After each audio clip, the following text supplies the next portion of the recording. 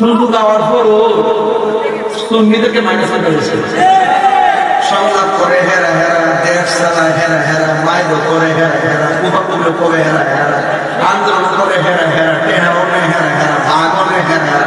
ও মাহবুবা, সঙ্গীদের জন্য 22টা এই জন্য আমি বলছি নাটক কম করো কেউ।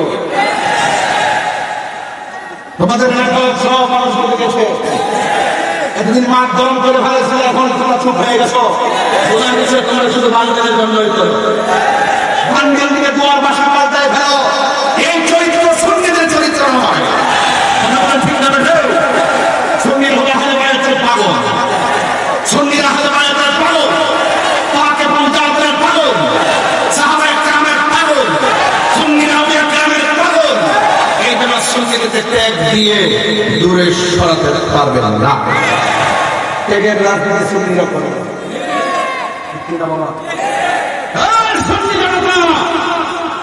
আর বিচ্ছিন্ন থাকার সময় নাই।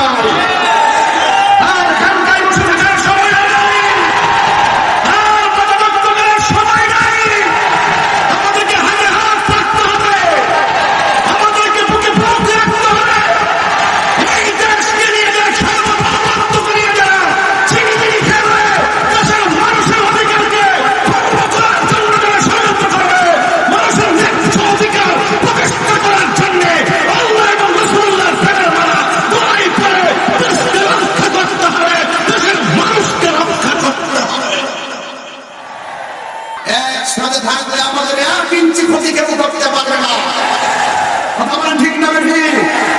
আরে আহলে সুন্নাত ওয়াল জামাত মানের জন্য পেছে আসা কিছুই করে নয়। আহলে সুন্নাত ওয়াল জামাত শিশার বাঁচিয়ে চাইতারও সংস্কৃতি কথা বলে ঠিক না।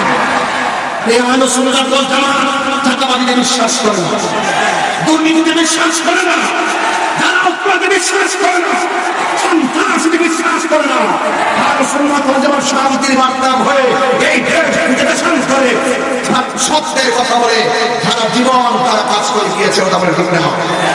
এই জন্য এখন সময় এসেছে ঐক্যবদ্ধভাবে আমরা সব কিছু জবাব দিতে হবে। কথা বলে ঠিক কিনা? আমি মনে করি এই বাংলাদেশের রাজনৈতিক অস্ত্র থেকে যদি শান্তি প্রিয় করতে হয়, আহলে সুন্নাত ওয়াল জামাতের খেদমতে কোনো বিকল্প। এই জন্য রাষ্ট্রপতিকে বলবো আহলে সুন্নাত ওয়াল জামাতকে এই দেশের ক্রাইসিস মুভমেন্টে গুরুত্বপূর্ণ জায়গায় স্থান করে দেন। ইনশাআল্লাহ সারা বাংলাদেশ শান্তি হয়ে যাবে। কথা বলতে আহলে সুন্নাত ওয়াল জামাত নবী না। আহলে সুন্নাত ওয়াল জামাত আস্তে কথা বলে গেল। আহলে সুন্নাত ওয়াল জামাত